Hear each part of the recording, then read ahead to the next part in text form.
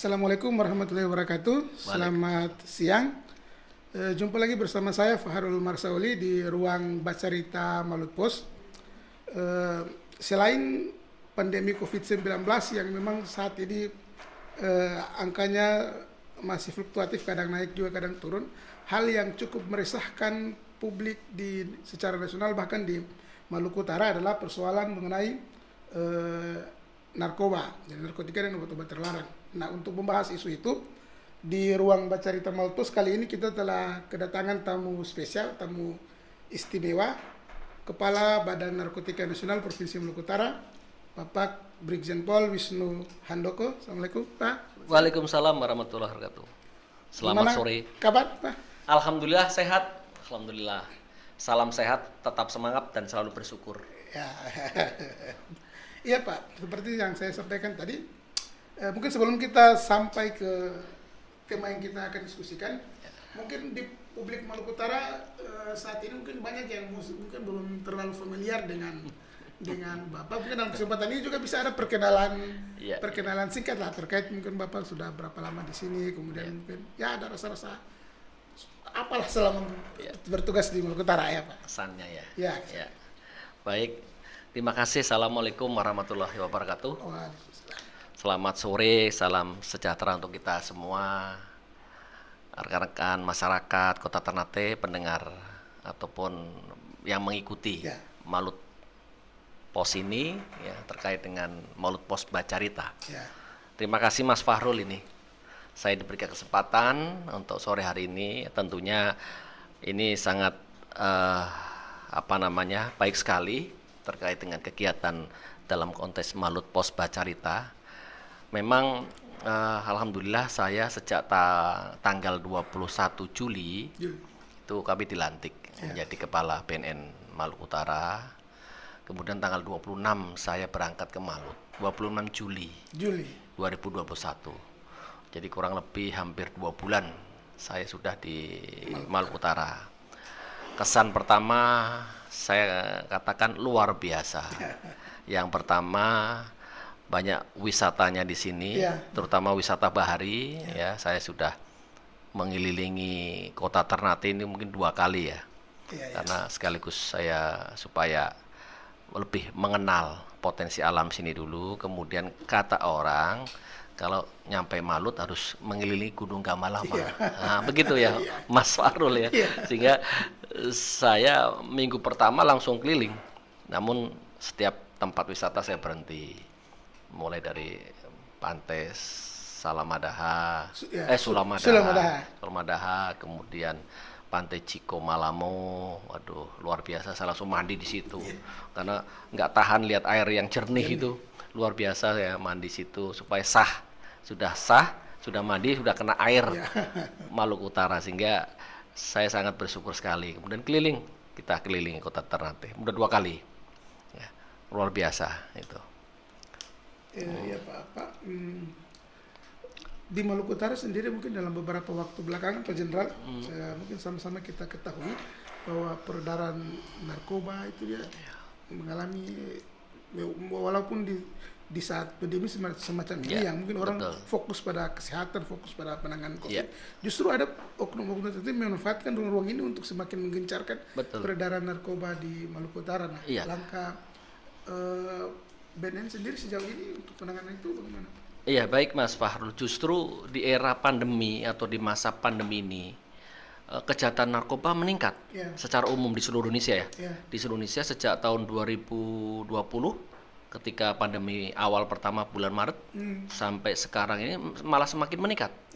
Ya, saya juga nggak tahu ya kan. Namun mungkin para jaringan narkotika ini memanfaatkan situasi. Ya. Dan situasi ini mereka manfaatkan untuk menyebarluaskan narkotika ini sekaligus memperluas jaringan. Ya, baik dari dalam negeri maupun dari luar negeri. Ini kita masuk jaringan internasional juga ada ke Indonesia. Sehingga tentu perlu adanya suatu komitmen, komitmen bersama seluruh stakeholder, pemangku kepentingan untuk bersama-sama perang melawan narkoba. Ya. Narkoba ini merupakan kejahatan luar biasa atau extraordinary crime yang tentunya narkoba itu musuh kita bersama, sehingga penanganannya pun harus luar biasa. Nah, beberapa program yang sudah digagas oleh BNN RI diantaranya adalah kota kabupaten tanggap ancaman narkoba atau kotan. Kemudian ada desa kelurahan bersinar, kemudian ada penggiat P4GN, relawan anti narkoba, kemudian intervensi berbasis masyarakat. Itu salah satu upaya kita untuk meminimalisir, memitigasi, mencegah berbagai bentuk kejahatan narkotika, khususnya di Indonesia dan khusus lagi di Maluku Utara ini. Nah, Maluku Utara sendiri memiliki potensi yang sangat tinggi. Artinya Maluku Utara itu letak geografisnya sangat strategis karena memang dikelilingi oleh 4 provinsi, 4 provinsi lain, yaitu Provinsi Sulawesi Utara, Manado itu, kemudian Sulawesi Tengah, Provinsi Maluku, kemudian Provinsi Papua Barat. Sehingga Provinsi Maluku Utara merupakan daerah lintasan yang mungkin Mas Fahrul tahu ya, setiap hari kapal pulang pergi kan, masuk dan keluar dari Provinsi Maluku Utara. Nah, tidak menutup kemungkinan narkoba diselundupkan melalui jalur perairan, melalui kapal penumpang dan kapal lain sebagainya. Karena apa? 80% penyelundupan narkotika melalui jalur perairan di Indonesia itu, 80%. Nah, sisanya 20% beraneka ragam. Bisa melalui jalur ekspedisi, pengiriman barang, bisa juga melalui darat dan sebagainya. Mungkin kalau jalur perairan, mungkin dari sisi pengawasan di bidang perairan kurang ketat atau mungkin lebih potensial.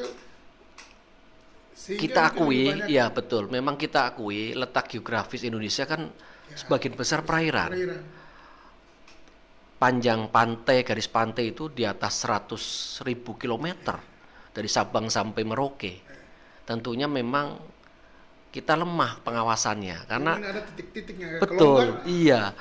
Karena mereka kan tahu kita, Pak Mas Arul, tapi kita kan nggak tahu mereka ya. Sehingga kita meskipun sudah menjaga seluruh pelabuhan pintu masuk, baik pelabuhan yang resmi besar dan kecil, termasuk pelabuhan-pelabuhan yang tidak resmi atau pelabuhan tikus, ya tetap aja mereka akan mencari peluang ke lengan aparat, sehingga dibutuhkan adanya semacam kolaborasi kerjasama antara masyarakat bersama dengan aparat pemerintah daerah dengan BNN, sehingga tentunya masyarakat bisa memiliki rasa empati, memiliki daya cegah dan daya tangkal terhadap narkoba itu.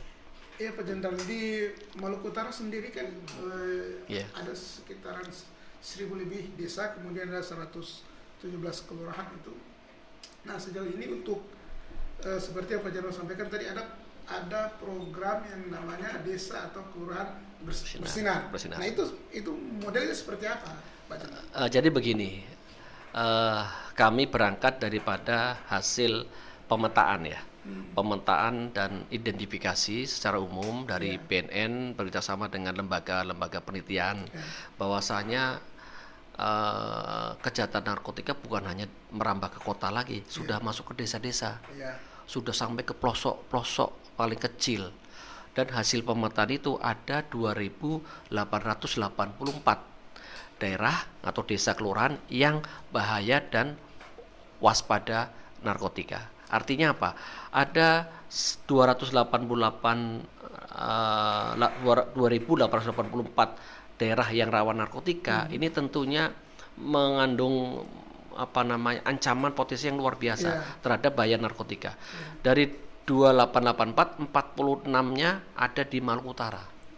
46 yang daerah rawan terhadap narkotika. Dari 46, 26 yang paling banyak di kota Ternate. 26. Yang sisanya menyebar ke 10 kota kabupaten. Artinya apa? Ternate merupakan sentral. Artinya di sini ada pelabuhan, di Ternate ada bandara, pelabuhan pun tidak 1-2 tapi banyak. Pelabuhan resmi ada, pelabuhan besar ada, pelabuhan tikus ada, yang tidak resmi ada, sehingga itu potensi masuknya narkotika. Nah, untuk itulah BNN menggagas membentuk beberapa program ya terkait dengan perang melawan narkoba untuk melaksanakan program PAM4GM dengan membentuk KOTAN, Kota Kabupaten Tanggap Ancaman Narkoba. Nah, KOTAN itu sebagai payung hukum, sebagai payungnya, sehingga nanti diharapkan setiap kota kabupaten, setiap kepala daerah, baik Pak Wali Kota maupun Pak Bupati, memiliki kekuatan ketahanan keluarga, ketahanan masyarakat, ketahanan wilayah, ketahanan kelembagaan, dan ketahanan hukum dari kota itu. Kemudian membentuk desa bersinar tadi, desa bersih narkoba, desa atau keluaran bersinar, yang mana nanti desa bersinar harus memiliki kriteria. Tidak serta-merta desa ditunjuk kemudian langsung jadi desa bersinar, tidak.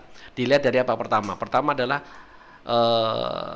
kerawanan kejahatan narkoba di salah satu tempat. Kemudian tingkat kepadatan penduduk, keramaian. Seperti contoh di Ternate. Kemarin kita bersama Pak Wali Kota Ternate tanggal 6 Agustus sudah menandatangani nota kesepahaman terkait dengan KOTAN. Kemudian seminggu kemudian melaunching kelurahan bersinar, yaitu kelurahan Dufa-Dufa.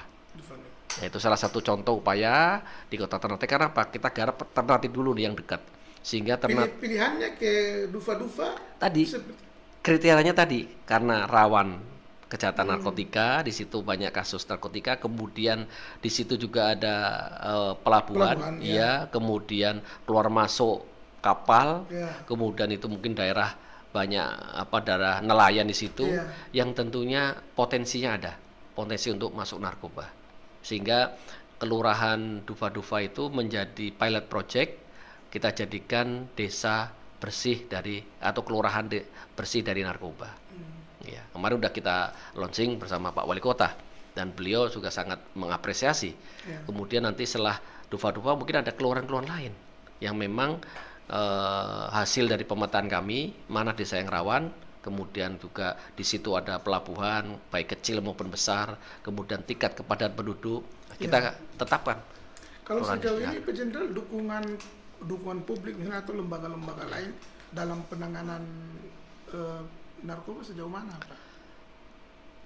Saat ini memang saya lihat dukungan publik memang banyak yang memberikan apresiasi, terutama langkah kita dalam memberantas narkoba. Itu dari satu sisi ya, karena kami memiliki strategi P4GN.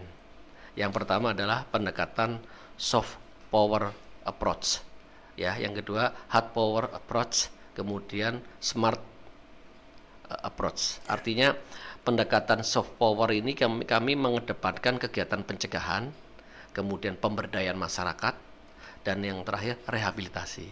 Sedangkan kalau hard power approach kita melalui pendekatan pemberantasan kejahatan, termasuk mengidentifikasi, melakukan pemetaan rawan-rawan narkoba, didukung dengan smart power approach, yaitu memanfaatkan teknologi informasi. Di samping kita juga mendapat informasi dari masyarakat tentang bahaya narkotika ataupun para pelaku-pelaku narkotika, juga kita menggabungkan dengan teknologi, hasil pengembangan dari tersangka, kemudian dari HP itu kita bongkar dan sebagainya gitu. Dalam beberapa kasus terakhir Pak Jenderal, kan itu ada transaksi yang dikendalikan langsung dari dalam lembaga permasyarakatan Pak Jenderal. Kira-kira analisa BNN sendiri sejauh mana soal itu kan terkesan misalnya orang jadi di lapas itu menjadi tempat yang nyaman orang melakukan transaksi, mengendalikan narkoba itu. Analisa BNN sejauh mana? Itu salah satu ancaman. Dari sekian ancaman, salah satu adalah pengendalian kejahatan narkotika dimungkinkan melalui lapas. Itu salah satu ancaman. Ancaman banyak, ada 12 variabel itu. Salah satunya di lapas itu. Kenapa saya katakan? Karena apa? Hasil pengungkapan kami ketika itu awal September, kami berhasil mengungkap tersangka di daerah Ternate Tengah dengan barang bukti ganja kurang lebih 1,3 kilo dan sabu-sabu sekitar 3, sekian gram. Ternyata kita kembangkan, mereka ada linknya ke sana. Artinya apa? Itu salah satu bukti fakta, ya.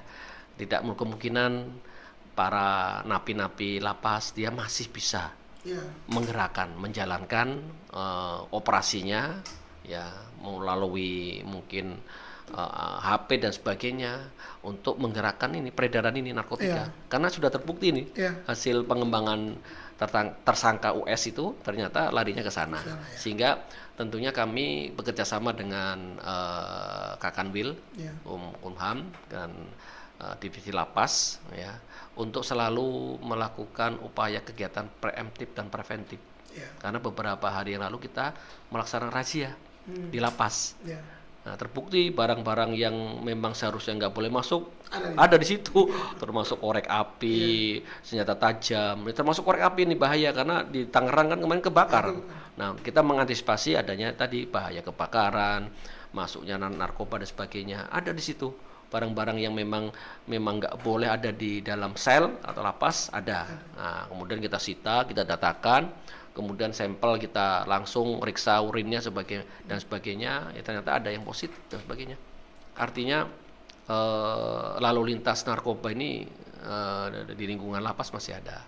Dan ini memang dari luar ke dalam, dan Kalapas sudah berusaha maksimal kan untuk melakukan upaya pencegahan. Namun memang karena keterbatasan, ya, karena keterbatasan personil, mungkin karena artinya para yang menjenguk lapas itu juga dengan berbagai cara, bagaimana caranya para narkoba dimasukkan ke makanan dan sebagainya, itu banyak trik-trik yang mereka lakukan sehingga narkoba masuk ke dalam gitu loh.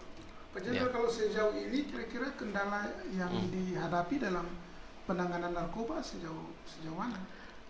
Kendala yang kami hadapi yang pertama adalah kita dari lingkungan BNN ya, BNP sendiri ya. Yang pertama kita kekurangan personil khususnya di bidang pemberantasan. Karena kami BNN provinsi hanya memiliki sekitar 20 anggota di pemberantasan. Sedangkan luang lingkup kami Provinsi Maluku terdiri dari 10 kota kabupaten, kemudian terdiri juga kebanyakan pulau-pulau. Ada 850 loh, Pak Mas Fahrul ini. 850 pulau, 83 pulau dihuni, sisanya masih kosong. Ini juga salah satu potensi. Sehingga kami melakukan silaturahim kepada beberapa stakeholder termasuk TNI. Baik seperti Dan Lanal di sini Ternate kemarin, kemudian kami baru pulang dari Morotai juga, kami ketemu dengan Dan Lano dan kemudian ketemu dengan semua stakeholder. Ya, TNI Polri kita rangkul, artinya kami mengajak seluruh kepentingan untuk bersama-sama perang melawan narkoba sesuai dengan tupoksi, sehingga kita minimalisir lah pintu-pintu masuk, khususnya ke Malut, terutama melalui jalur perairan. Memang di tengah personil yang terbatas butuh ada dukungan dari stakeholder. Betul, iya betul. Karena BNNP terus terang tidak bisa bekerja sendiri tanpa dukungan seluruh komponen masyarakat, kemudian pemerintah daerah, termasuk seluruh pelaku usaha. Karena kami juga berusaha untuk bekerjasama dengan pelaku usaha. Untuk apa? Mengedukasi tadi. Edukasi, memberikan literasi, informasi terkait dengan masalah program P4K. Ya, itu. Ya, mungkin yang terakhir Pak Jenderal, mungkin ada himbauan ke publik Maluku Utara terkait narkoba ini.